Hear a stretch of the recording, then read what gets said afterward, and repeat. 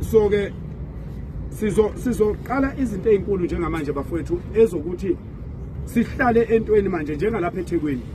Into esizoyenza njengala eThekwini njengamanje sizoya kumasipala sikhombe ibhilidi sithi umasipala namhlanje khipha laba bantu namhlanje sisuke siye kwelibe akukho ukuxoxa okuzokwenzeka akukho ukuxoxa okuzokwenzeka sizofika sikhombe ibhilidi ngoba amabhilidi abahleli kuwo barenta kumuntu osebenza kwamasipala barenta ibhilidi ngelika works it was vacant and then strategically ama Nigerians ahamba yongena ibhilidi ubani owatshela ukuthi ibhilidi alinamuntu ubani owatshela bangena bahleli bayeka ukuhlala ukuthi bahluphekile baphenduka baba ngama landlords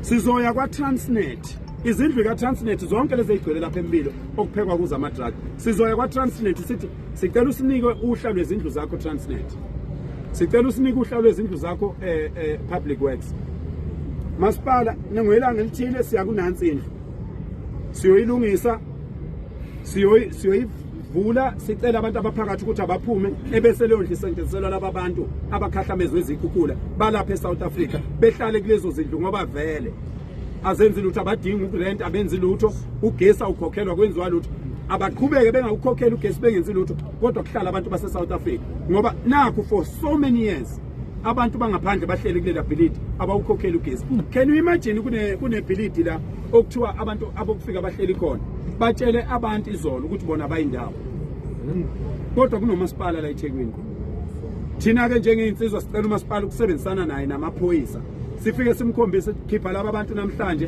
uma ngabe ngabakhiphi siyahlala lapho bazohlala lapho ngaphakathi abezi kuphuma beyothenga abezi kwenza lokho sizohlala lapho angithi abangamakhosi bayagada sizobagada ke thina sibona aliki drug elizodayisa la eThekwini ukusuka manje kuya kuDecember nizobona kuzophela ukudayisa kwama drugs la eThekwini ngoba kwenziwa ngamabomu kwenziwa izikhulu namaphoyisa nani ukusuka manje sibiza igama lomuntu sikhipha ubufakazi sibiza igama lomuntu sikhipha ubufakazi futhi asifuna amaphoyisa lokho eyobona asifuna amaphoyisa lokho eyobona ipropu ayiyeke ukuvikela amaphoyisa iphoyisa linesifungo sokuvikela umphakathi inqwaba amaphoyisa angaza bulale umuntu la kodwa ngezenzo zawo zokumekela imali zokwebiwe kuma drug lords seyibaqedile abantu asabeqedile abantu amaphoyisa lingazange lona limbulala umuntu ngqo kodwa lama drugs anikezwe ingane zonke le ngane zakithi ehleli lapha lokhuza eKing Dinizulu Park ziqhamuka kulezi zenzo zabantu abafuna ukwenza imali esheshayo. Okwesibili esizokwenza njengensizwa nomsizwa sizoba nomhlangano no premier nobaba uMkhwanazi sihambise uhla lwamaphoyisa esiwaziyo ukuthi adayisa ama drugs awase Richards Bay awase Newcastle awala eThekwini awugcina idolobha singalibalanga isitenga niyazi ukuthi lapha kwaZulu kunesimo esibhlungu kangakanani esenzakalayo lapha kwaZulu kudayiswa ama drugs afihlwa ngaphansi kwestage noma kwesithuse selema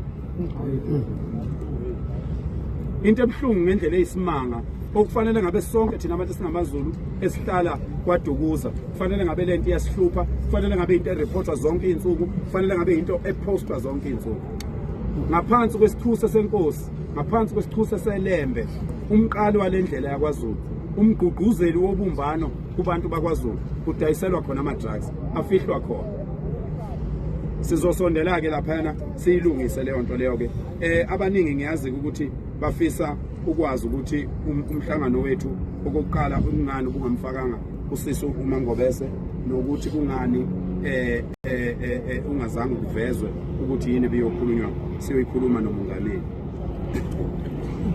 laba abaningi ke futhi bebezama ukusebenzisa lokho ukuqhuba indlela zabo zokuzama ukuthi kube nokuqhekeko phakathi kwethu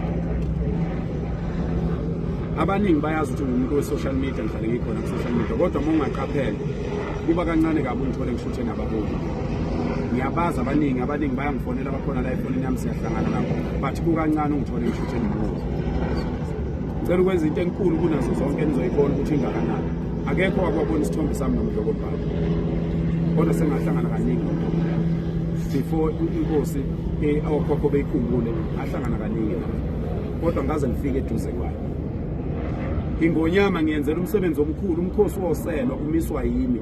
Makwenziwa umkhosi woselwa umiswa yimi umkhosi woselwa. Okumkhosi omkhulu ngendlela eyisimanga, okufanele ube mkhulu ngisho kunomkhosi wamatshitshi. Ukuba izinto zenziwa kahle lokho insizwa nomnsizwa enye izinto ezoyilwela ukuthi yenzeke, ngoba umkhosi woselwa umkhosi wokweshwama, umkhosi wokuthi ucelelwe impilo isizwe. Uwona mkhosi okufanele ungabe mkhulu kunayo yonke imikhosi. Iwona mkhosi uhulumeni okufanele ufake ibudget enkulu kuona, ngoba iwona mkhosi la okufanele kufundiswe khona abantu ukuthi benzani. Njengoba kukhalwa ngokuthi amatshitshi ayafundiswa, izinsizwa ayifundiswa, ukhona umsebenzi, ukhona umkhosi okuyiwona oqondene naleyo okuwumkhosi woselwa. Angaze ngihlangane nengonyama, angaze ngithinte ingonyama, angaze ngishuthe nengonyama, ngoba ukuhlangana nengonyama kimi it's not a publicity stunt. It's more of a spiritual connection than anything else.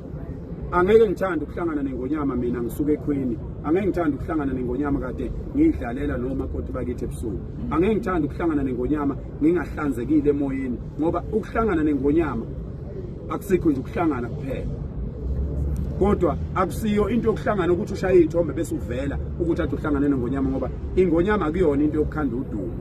Ingonyama akuyona into yokuthi ubukwe ukuthi wena usukuhlangana nengonyama. Ukuhlangana nengonyama kufanele kube ngokukamoya. Angaze ngiqhawule ingonyama lokho ngaba khona. Njoba ikhona ngoba njoba ngiyilwela kangaka, njoba ngisebenza kangaka, angaze ngiqhawule ingonyama. Ngisaba ngisho ukusondela kuyona. Kodwa yimi engiyisebenzelayo. Akekho umuntu owakhela ingonyama ibutho la eSouth Africa ukwedlula mina. Akekho umuntu owakhela ingonyama izinsizwa zayisencane kusuka ko5 years kuya ko21 ukwedlula mina. Kodwa ngikaze ngihlangane naye. Ngijabula ngife ngimbono ngangeyintaba zakhe eme lapha nje phambi kwebutho. Ngijabula ngife ukugiya ehlele esihlalweni lapha ongangokujula kolwandle. Ngijabula ngife indlula mithi uma ngizwa ikhuluma ngiyibuka ku TV. Angidingi ukuhlangana naye. Ngiyohlangana nayo mhla yona yathi aningicelela undabandaba bese ngihamba ngiyobika kwabakwandabandaba. Ngikhuphukele entabeni ngiyobikela uNkulunkulu ukuthi Nkosi namhlanje ngiyokhuluma nenkosi umlomo nomlomo, ngoba akuyona into encane. It's not a publicity stunt. Even upresident obehlela umhlangano ngase ngihambile, ngase ngise-Standard One ngibuya ngiza lapha kwaZulu. Angasho mayithola ithuba lokukhuluma uyosho owayengibiza ukuthi ngathi awukodwa kungangami ukuhlangana nomongameli. Ngasho ngathi umongameli mnikeni ithemba lokuthi mina ngiyaqinisekisa ukuthi iSouth Africa ngeke ize ishe. Usho mina ngihambe ngaye entabeni ngayoyikhulekela iSouth Africa. Ngiyaqinisekisa ukuthi ngeke ize ishe. Ngaze ngabeka ikhanda lami kulayini wesitimela ngathi uma kwenzeka